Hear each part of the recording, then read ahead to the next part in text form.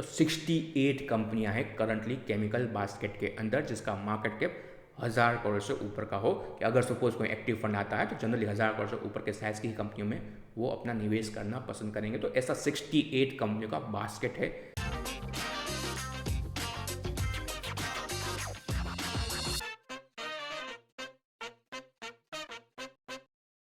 जय हिंद दोस्तों। पिछले कुछ समय के अंदर इंडिया में इंडेक्स इन्वेस्टिंग पॉपुलराइज होता जा रहा है। और दोस्तों, इसी कड़ी में जो दो मेजर एक्सचेंजेस है, बीएसई और एनएसई, वो अपने इंडेक्सेस लॉन्च करते जा रहे हैं, जिसको आप देखें। जय हिंद दोस्तों, पिछले कुछ समय के अंदर भारत में इंडेक्स इन्वेस्टिंग पॉपुलराइज होता जा रहा है।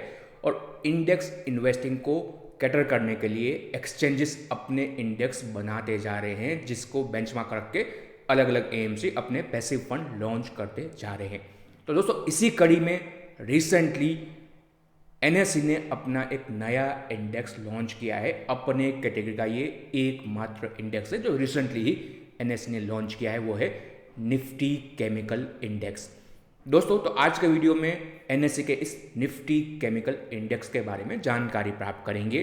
करंटली इसमें आप निवेश कर सकते हैं, नहीं कर सकते हैं, उसके बारे में वीडियो में चर्चा करेंगे। ये इंडेक्स कैसे बनाया गया है उसके बारे में जानकारी प्राप्त करेंगे।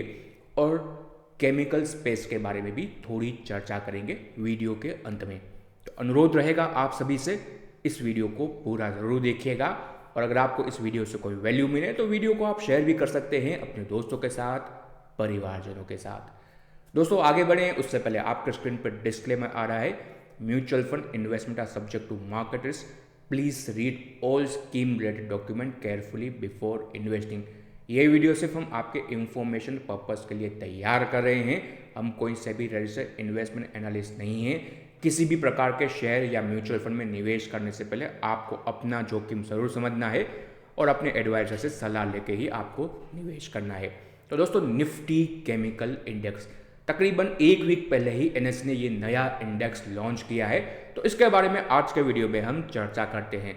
सबसे पहले दोस्तों जानकारी प्राप्त करते हैं निफ्टी केमिकल इंडेक्स किस प्रकार से बनाया गया है, इसका मेथोडोलॉजी क्या है और कौन कौन सी कंपनियां इस इंडेक्स के अंदर आ सकती है। तो सबसे पहला कंडीशन है निफ्टी 500 जो बड़ा इंडेक्स है, 500 सबसे बड़ी कंपनियों का इंडेक्स है, उसमें जो कंपनियां होगी केमिकल सेक्टर की, उसी को ही इस इंडेक्स में कंसिडर किया जा सकता है। और इसमें 20 शेयर का ही ये इंडेक्स रहेगा। तो अपर कैप 20 शेयर रखा गया है। Free float market cap basis पे अलग अलग केमिकल कंपनियों को अगर आप देखें तो फेच किया जाएगा। और फिर उसमें अगर आप देखें तो ये इंडेक्स तैयार होगा।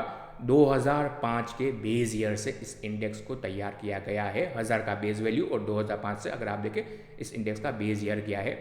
और हमने जैसे चर्चा की 20 कंपनियां इस इंडेक्स के अंदर रहेगी फ्री फ्लोट मार्केट के बेसिस पे। आपके स्क्रीन में सारे डेटा भी आ रहे हैं। सेमी एनुअली इसको रीबैलेंस किया जाएगा और क्वार्टरली आप देखें सेमी एनुअली इसको रिकंस्ट्रक्ट किया जाएगा। अगर कोई कंपनी का मार्केट कैप बढ़ जाता है, कोई नया एंटर आता है तो उसको ऐड भी कर सकते हैं या फिर किसी कंपनी को निकाल भी सकते हैं। तो ये सेमी एनुअली काम होगा और क्वार्टरली इसको रीबैलेंस किया जाएगा कि अगर जो कंडीशन है, यहाँ पे एक कंडीशन रखी गई है, किसी भी सिंगल कंपनी के अंदर 33% से ज़्यादा का अलोकेशन नहीं दे सकता है इंडेक्स के अंदर।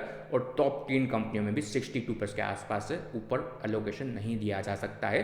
तो ये अगर आप देखें क्वार्टरली इसको रीबैलेंस किया जाएगा। अगर किसी पर्टिकुलर शेयर में बहुत बड़ी तेजी आ जाती है तो उसका अलोकेशन बढ़ जाता है सपोज, तो उसको रीबैलेंस भी किया जा सकता है इंडेक्स के अंदर। तो ये बेसिक है निफ्टी केमिकल इंडेक्स का मेथोडोलॉजी, जिसके माध्यम से इस इंडेक्स को बनाया गया है। जैसे कि आप अपने स्क्रीन पर देख रहे हैं 20 कॉन्स्टिट्यूट रहेंगे इस इंडेक्स में। मार्च को ही लॉन्च हुआ है, मार्च 2025, मतलब तकरीबन एक वीक ही हुआ है इस इंडेक्स को लॉन्च हुए। अप्रैल 1 2005 का इसका बेस ईयर, मतलब 20 साल का अगर आप देखें बेस लेके इसको कंसिडर किया गया है। और हर दिन के अंत में इस इंडेक्स की वैल्यू कैलकुलेट होती है और जैसे हमने चर्चा की सेमी एनुअली इसको रीबैलेंस किया जाता है। वैल्यूज के हिसाब से देखें करंटली ये इंडेक्स किस प्रकार से वैल्यू पे है। तो करंटली भी आप देखें केमिकल सेक्टर इतना सस्ता नहीं है और जो बड़ी बड़ी कंपनियां इस इंडेक्स का पार्ट है वो अगर आप देखें अपने सेगमेंट की लीडर कंपनियां प्रीमियम भी कमांड करती है। तो इसका पी आप देखेंगे तो करंटली 48 के पी पे करंटली ये इंडेक्स ट्रेड कर रहा है। तकरीबन 3.5 का प्राइस टू बुक वैल्यू है और 1+ के आसपास का डिविडेंड यील्ड है। जब से ये लॉन्च हुआ है 2005 का अगर हम बेस ईयर कंसिडर करें तब से अब तक टोटल रिटर्न डिविडेंड के साथ बनता है 19.7% का। तो एक समय था जब केमिकल सेक्टर में एक मेजर तेजी आई थी, तो वहाँ पे कई सारी बड़ी बड़ी कंपनियाँ उभर के आई है जो आज इस इंडेक्स का पार्ट है। तो एक 19+ के CAGR से हिस्टोरिकल इस इंडेक्स ने रिटर्न दिया है। पिछले 5 साल में भी 20+ के आसपास का रिटर्न आया है इंडेक्स का CAGR रिटर्न। पिछले 3-4 सालों से केमिकल सेक्टर ने खास परफॉर्म नहीं किया है, बट उसमें कई सारे पॉकेट होते हैं दोस्तों। केमिकल एक कॉम्प्लेक्स बास्केट है जिसमें ऑर्गेनिक केमिस्ट्री की कंपनियाँ आती है, एग्रोकेम की कंपनियाँ आती है, इनऑर्गेनिक केमिस्ट्री की कंपनियाँ आती है। तो बहुत सारी कंपनियाँ हैं अपने अपने सेगमेंट में, नीश एरिया में जो कंपनियाँ काम करती है। कुछ कुछ तो ग्लोबल लीडर कंपनियाँ भी है जो केमिकल सेक्टर में आती है। तो एक बड़ा स्पेस है जिसका अगर आप देखें ये इंडेक्स है जिसको ट्रैक करता है ये इंडेक्स। बाकी सारा डेटा भी आपके स्क्रीन पे आ रहा है। दोस्तों चर्चा करते हैं करंटली कौन कौन सी कंपनियां इस इंडेक्स के अंदर है, अलोकेशन कितना है। पिडिलाइट सबसे बड़ी कंपनी है, फेविकॉल सबसे जाना माना ब्रांड है, उसमें 13.5% के आसपास का अलोकेशन है। SRF में आप देखें तो 13% के आसपास अलोकेशन है। UPL ये भी अगर आप देखें बेहतरीन, यूनाइटेड फॉस्फोरस कंपनी 10% के आसपास का यहाँ पे अलोकेशन है। PI इंडस्ट्री भी एग्रोकेम की बड़ी कंपनी, इसमें भी 8% का अलोकेशन है। सोलर इंडस्ट्री डिफेंस सेगमेंट में आप देखें तो ये एक्सप्लोजिव बनाने का काम करती है, इसमें 7% का अलोकेशन है। फिर कोरोमंडल इंटरनेशनल में 6.5% का अलोकेशन है। गुजरात फ्लोरोकेम इसमें 4.5% का लोकेशन है। नवीन फ्लोरिन में लोकेशन है। दीपक नाइट्रेट है और लिंडे इंडिया है जो MNC कंपनी है।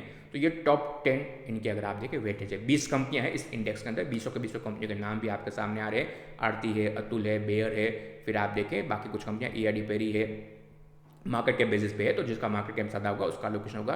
टाटा केमिकल भी है, सुमिटो में भी है।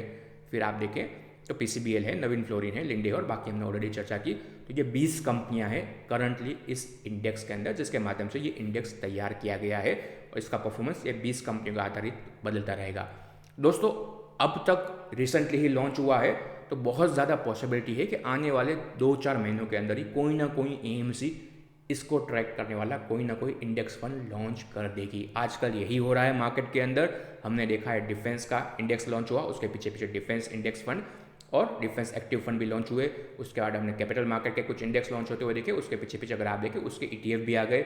सेम पे कई सारे ऐसे अलग अलग स्पेस के इंडेक्स लॉन्च हो रहे हैं और उसके पीछे पीछे आप देखें जब एक्सचेंज लॉन्च करता है तो उसको बेंचमार्क बनाया जाता है और फिर एक इंडेक्स लॉन्च हो जाता है। तो ये अभी अभी लॉन्च हुआ है, तो कुछ ही समय के अंदर आप केमिकल सेक्टर के इस इंडेक्स में निवेश कर पाएंगे। बहुत ज़्यादा पॉसिबिलिटी है कि इसका पैसिव ETF आ जाएगा, बट पॉसिबिलिटी ये भी है कि कुछ AMC एक्टिव भी लेके आए, क्योंकि अब तक कोई बेंचमार्क नहीं था, इसलिए कोई AMC एक्टिव स्पेस में कोई भी केमिकल सेक्टर का थीमेटिक फंड लेके नहीं आ रही थी।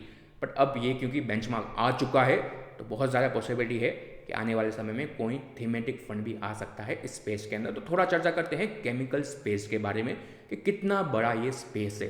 दोस्तों यहाँ पे शायद पेंट सेक्टर को एज अ केमिकल बास्केट में कंसिडर नहीं किया गया है, तो हम भी अगर उसको कंसिडर नहीं करते हैं। स्क्रीनर से हमने डेटा इकट्ठा किया कि वहाँ पे जो केमिकल सेक्टर का बास्केट होता है वहाँ पे कितनी कंपनियाँ हैं, तो 68 कंपनियाँ हैं करंटली केमिकल बास्केट के अंदर, जिसका मार्केट कैप 1000 करोड़ से ऊपर का हो। कि अगर सपोज कोई एक्टिव फंड आता है तो जनरली 1000 करोड़ से ऊपर के साइज की कंपनियों में वो अपना निवेश करना पसंद करेंगे। तो ऐसा 68 कंपनियों का बास्केट है, जिसमें से ये इस इंडेक्स में भी 20 कंपनियां हैं जैसे हम जानते हैं।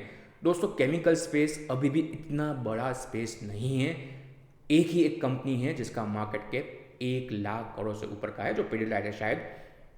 बाकी आप देखें फिर 50,000 करोड़ से 1 लाख करोड़, मतलब आप सब समझे मिड कैप साइज की कंपनियां 2 ही ऐसी कंपनियां हैं जिसका मार्केट कैप 50,000 करोड़ से 1 लाख करोड़ के बीच का है। 17 ऐसी कंपनियां हैं जिसका मार्केट कैप 10,000 करोड़ से 50,000 करोड़ के बीच का है। और जैसे हमने चर्चा की 68 टोटल कंपनियां हैं जिनका मार्केट कैप 1000 करोड़ से ऊपर का है। तो एक्टिव स्पेस में छोटी कंपनियां बहुत ज़्यादा है केमिकल स्पेस के अंदर। अब अपॉर्चुनिटी कब बनेगी, जब China+1, चाइना एक मेजर कंट्री है केमिकल सेक्टर के अंदर भी, वहाँ से अगर इंडिया की तरफ केमिकल में डिमांड आती है तो शायद आगे जाके हमारी जो कुछ छोटी छोटी कंपनियां हैं बड़ी कंपनियां भी बन सकती है। बाकी आप देखिए माइक्रो कैप स्पेस में बहुत सारी कंपनियां हैं केमिकल में, बट बड़ी साइज की बहुत ही कम कंपनियां हैं अभी भी। तो यहाँ पे एक्टिव फंड आएगा नहीं आएगा कहना मुश्किल है, बट बहुत ज़्यादा पॉसिबिलिटी कि आपका पैसिव फंड तो आ ही जाएगा। तो दोस्तों ये था निफ्टी केमिकल इंडेक्स। आगे जाके ऐसे ही कुछ इंडेक्स आते रहेंगे तो उस पर भी हम आपके लिए वीडियो बनाते रहेंगे।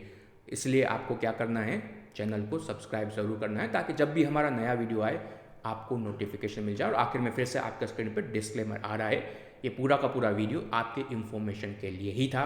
किसी भी प्रकार के म्यूचुअल फंड शेयर में निवेश करने से पहले आपको अपना जोखिम ज़रूर समझना है और अपने वित्तीय सलाहकार से सलाह लेके ही निवेश करना है। Thank you for watching. जय हिंद, जय महाकाल।